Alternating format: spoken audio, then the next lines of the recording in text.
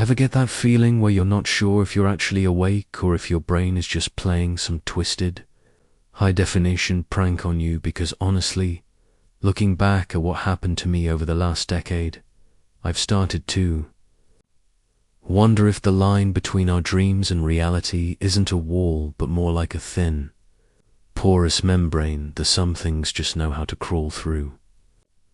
It's funny because most people think of nightmares as just mental junk, just your subconscious taking out the trash after a long day of stress and caffeine. But for me, they've always felt more like a radar or a warning system that I just didn't have the manual for until it was almost too late. I grew up in this suburb outside of Seattle, one of those places where the trees are a bit too tall and the silence at night feels heavy, like it's waiting for something to happen.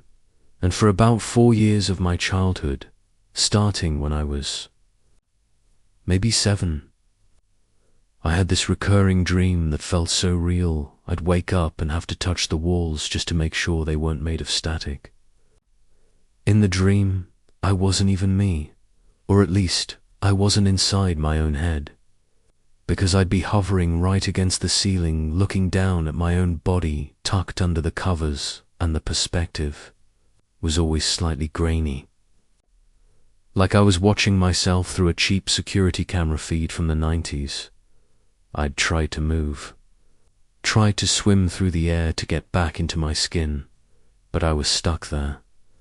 Just a floating pair of eyes swiveling around the room, noticing things that shouldn't have been there, like my digital clock on the nightstand counting backwards in red flickering numbers, or these weird crayon drawings taped to my dresser that I never remembered making. They were always the same row of faceless people holding hands in front of a house with a bright blue roof, and, even as a kid, I knew I didn't own a blue roof, and I definitely didn't draw people with smiles that looked more like jagged cuts. But the thing that really sent a chill down my spine was the toy train. An old rust-colored locomotive I'd lost at a park years prior, which would just be sitting there in the middle of the floor in a different spot every single time I had the dream. And then, like clockwork, I'd feel this magnetic pull to look at the window, and there he would be.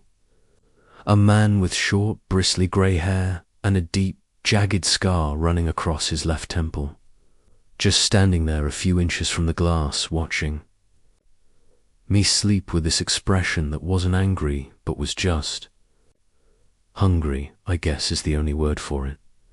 He'd start clawing at the glass, a slow, rhythmic scraping that sounded like dry fingernails on a chalkboard. And that's when I'd bolt upright in bed, heart hammering against my ribs, gasping for air in a room that was suddenly, terrifyingly silent. I told my parents, of course, because that's what you do when you're 8 and convinced a bogeyman is scouting your bedroom.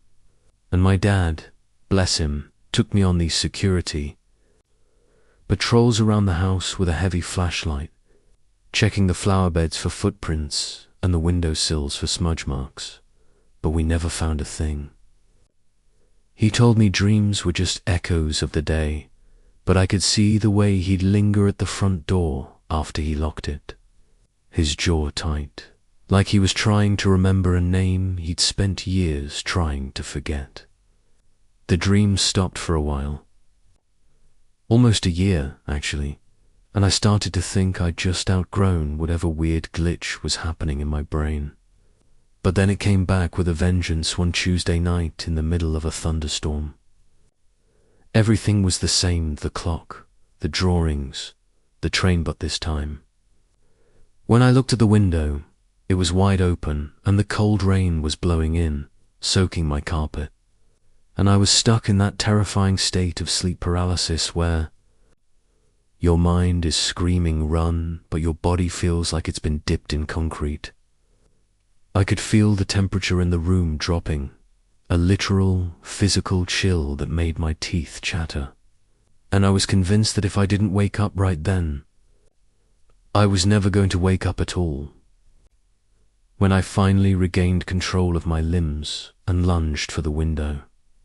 It was locked tight and bone dry, but the fear stayed with me, a thick, oily residue that wouldn't wash off. A few months later, I was describing the man to my parents again, specifically that scar on his temple, and I saw my mum's face go completely pale, like the blood had just been sucked out of her.